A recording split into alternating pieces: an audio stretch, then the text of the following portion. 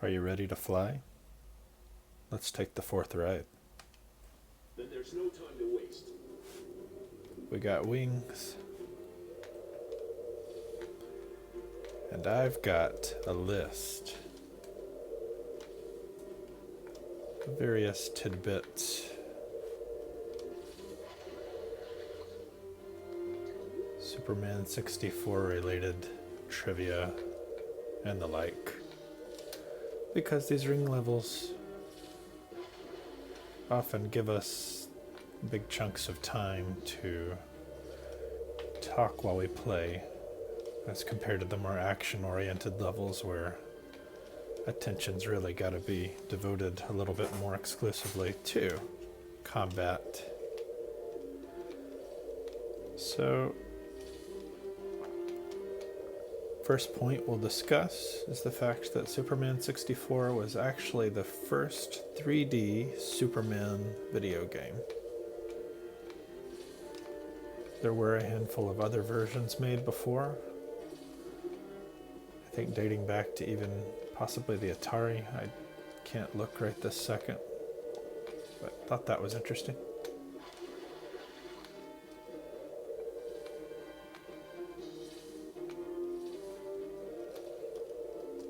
Everybody jokes about the fog in the game, but it actually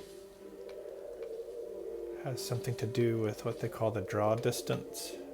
The game didn't have great draw distance, and oftentimes in these throwback games you'll see that. I'm thinking specifically like the Tony Hawk's Pro Skater series, where there was just a limitation. You couldn't. It might not have always been technical, it could have also been laziness on the part of the designers, but I think in some cases it's the capacity of the game, like what you could afford to squeeze into the game. Some of these cartridges had as low as like 8 megs, which I have to double check Superman 64, but it was definitely one of the smaller capacity cartridges compared to some of the more extensive games like the Perfect Darks, or ones that really pushed the system to its limits. World is Not Enough, another good example where they really pushed it to its limits. But that discussion's not quite for today, is it? Today we're flying through rings, we're comfortable, we're enjoying ourselves. The fourth ride so far is a comfort cruise through the skies of Metropolis. And there we are at our first checkpoint. We got shadows to kill. There's one loaded with rocket launchers. Oh. Easier said than done, apparently. Let me get quiet here.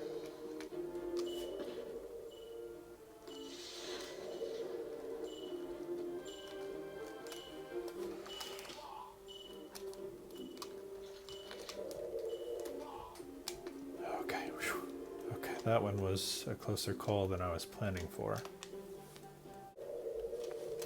Titus Interactive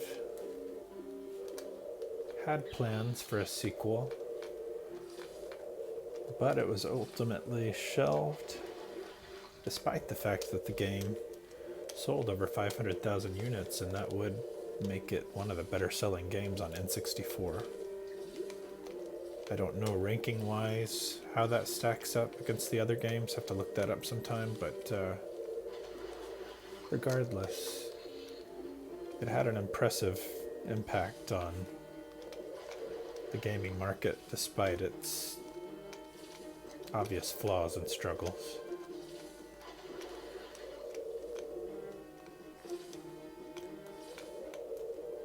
A little bit on Titus that I looked up. So Titus Interactive had a number of titles under its belt. They often went for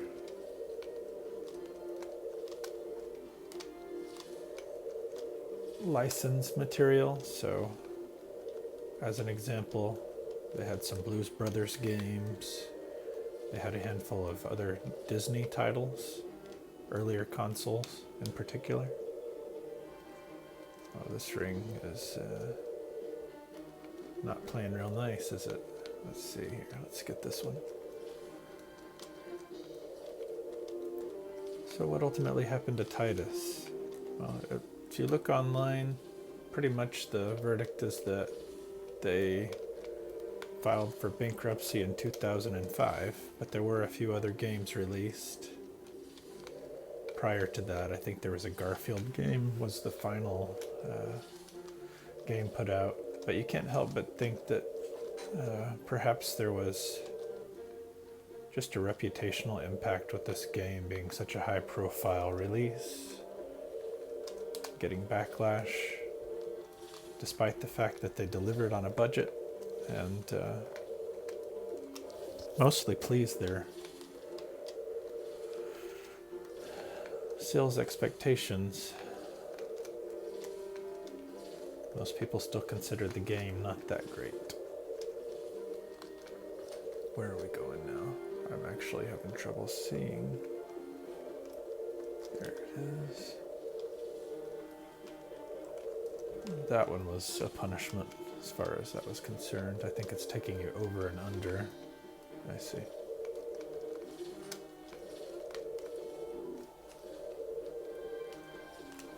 What else? What else can we talk about?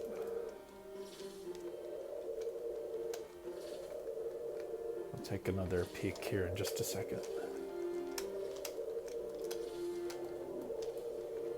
This ring pattern is doing something different in that it's circling around. So we'll give the developer some props on that. I think this level does change up some of the mechanics that go along with it.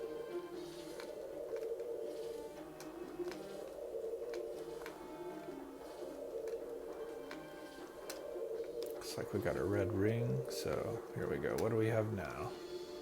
Destroy 3 mine droppers. Oh boy, and it's on a timer.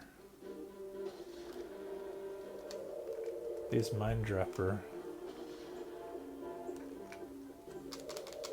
Come on now. Let's get rid of that thing. Okay, where are you guys? Am I going the right direction?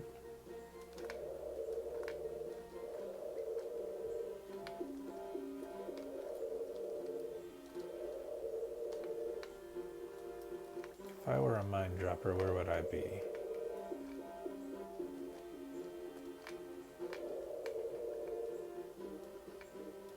There they are. Aha.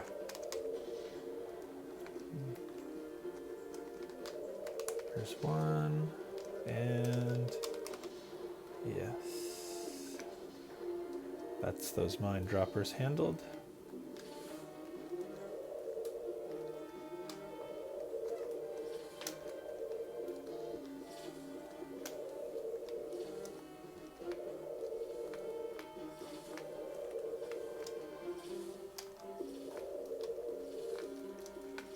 I gotta say,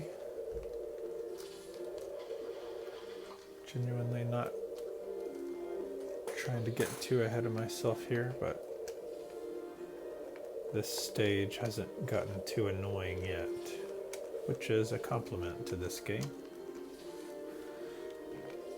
Because there is kind of this like perpetual build of like, okay, if the game is getting harder each level, and it was pretty hateable from the very beginning, it can only go downhill from here.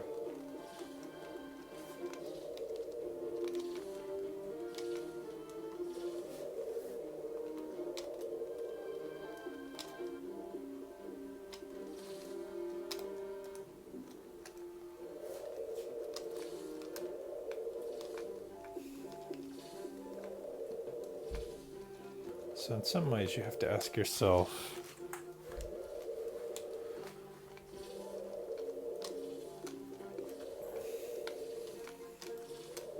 as developers, we're racing the clock.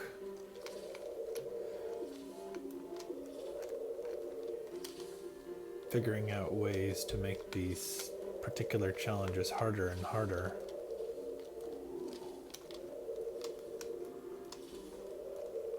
No.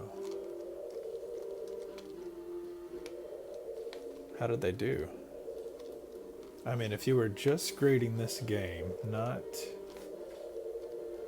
on a scale of is this fun or are the controls clunky, but more along the lines of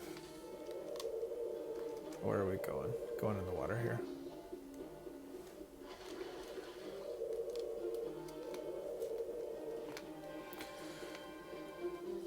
If you were grading it on the difficulty of just doing ring stages, let's say this was a car game, some type of racing game,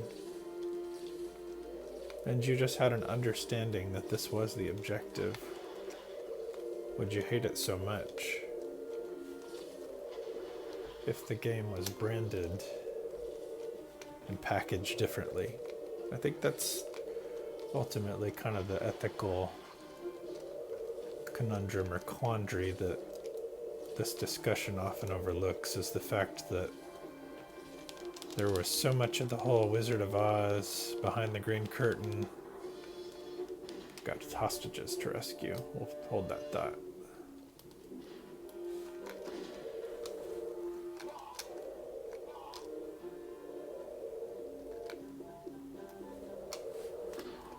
Okay, hold on.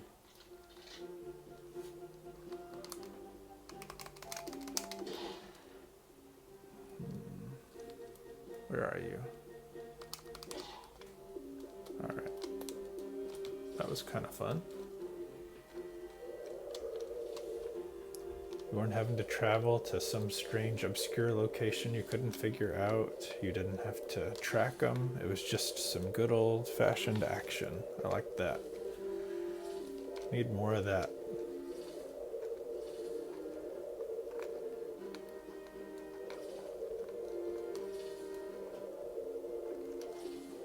Anyway, where were we? We were talking about the Wizard of Oz conundrum with this game. You had these big demonstrations, E3, and these big gaming review companies getting early releases and blah blah blah, and all these promises of this giant world that Superman could be in and live in and play in.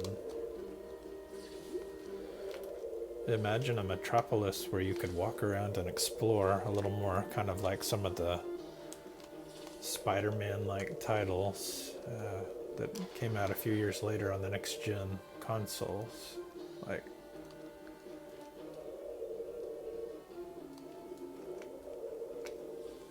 that could have made this game next-tier greatness, really. So we didn't get that. What the heck? And we have found a glitch. Alright, I'm gonna use my radar. I don't know what happened there. Say your prayers, I can get back to where I'm supposed to go. That was weird. People often talk of this game's glitches, and I have found some, but that one was a strange one where it like catapulted me to a totally different area at a very rapid speed. Huh.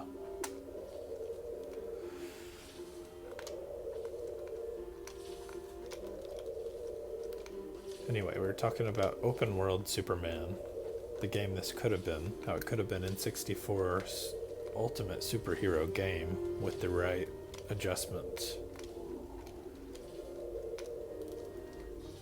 Maybe that was just supposed to be like a gust of wind, but it seemed unrealistic. But you have these massive levels. Obviously the game wouldn't have been able to support a whole lot of technical depth to characters or interplay or any of that stuff, but I think it's just the idea that you could. Okay, where am I going? Where am I going?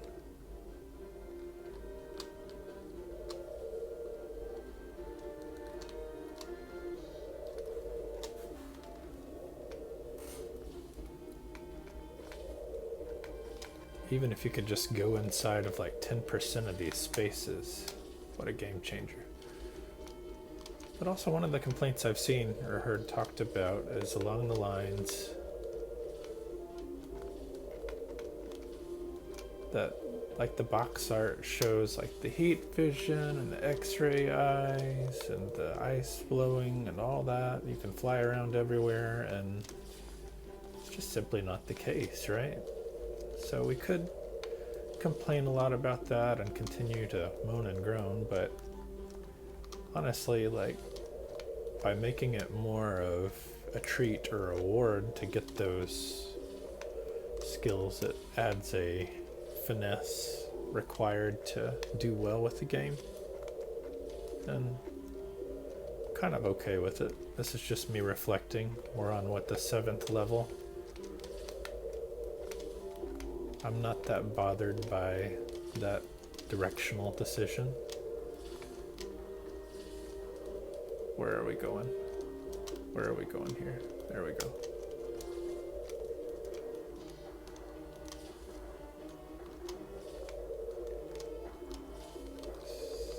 Sounds like more mine droppers. That's what I was thinking. Where are you? There's some.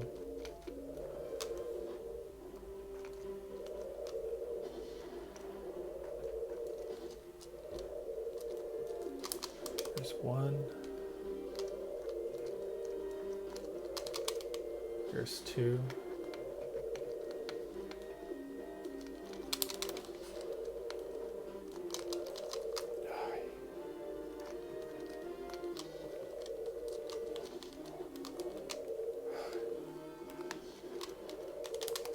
There's 3. 4.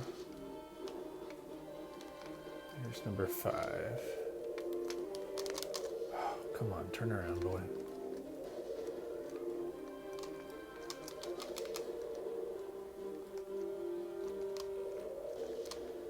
Where'd you go? There you are. There's 5. Superman's health a little bit low. Thankfully we get a reprieve. Back to the rings. Let's just try to play this safe and smart.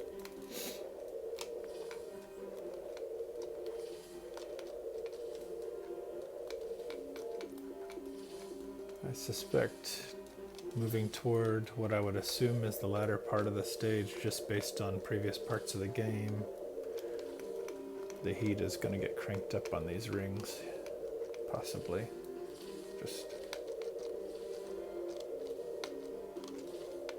I do like the frog in the kettle approach, where it's just kind of a slow build up versus being insanely crazy from the get-go.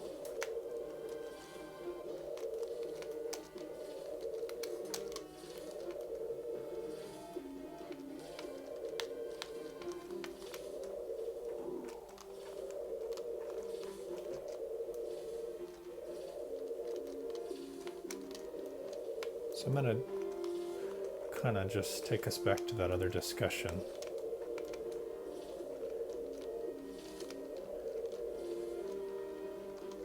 If this game had been, let's imagine there was a Superman game that was concentrated on exploring Metropolis and fighting, and then another one that was more on the mechanics of flight. But you couldn't have both in the same game, but instead Titus released them into 2 separate games. Would you hate this so much if this game was just pretty much all ring stages, maybe a little bit of the action sequences in between? Would that redeem the game? If it was packaged and sold that way, you wouldn't have felt so duped. Now, I don't have the box art anymore. I do still have the cartridge, but you can find pictures of that online. But I think there's just a glaring omission of how limited the game truly was. But also keeping in mind, this was, like we talked about at the beginning, the first 3D Superman game. So It's not like there was a baseline to measure from. Superhero video games were taking center stage and taking shape, but I think there was still a certain amount of freedom at that time versus run-of-the-mill patchwork quilt. Plug and play, copy and paste, insert your character, which in some ways I think a lot of newer ones might be guilty of. That said, I don't play a lot of new ones. And the main reason I'm stuck on this one is just because I got obsessed with trying to beat it. So it's a healthy obsession. And we get to talk as Superman flies through the sky.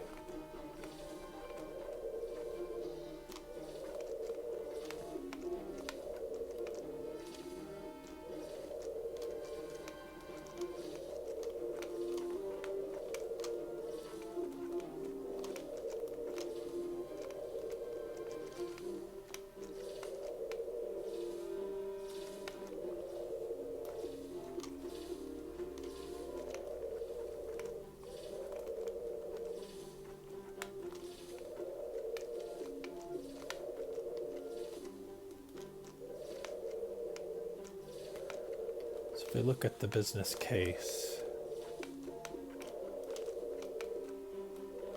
of how this may have inadvertently sort of sunk the franchise that was Titus Interactive, marketing and branding fails, divide between executives and direction at Warner Brothers versus direction at Titus, a lack of clear vision cast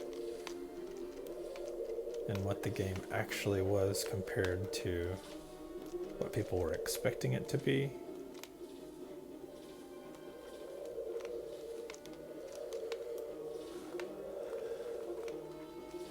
All those things compounded and made for what ultimately was rated something like 23 out of 100 stars, or on a scale of 23 to 100. Here we arrive at the Daily Planet, and Superman wins. And we're going to take a moment and recognize this milestone. Maybe this level is just too easy, or maybe we're just getting better, because this is the first time I beat a level the first time through without any interruptions whatsoever. So I actually will provide a thumbs up. I will provide a thumbs up to Fourth Ride. So good job. This was the first one that I didn't just explode with frustration on.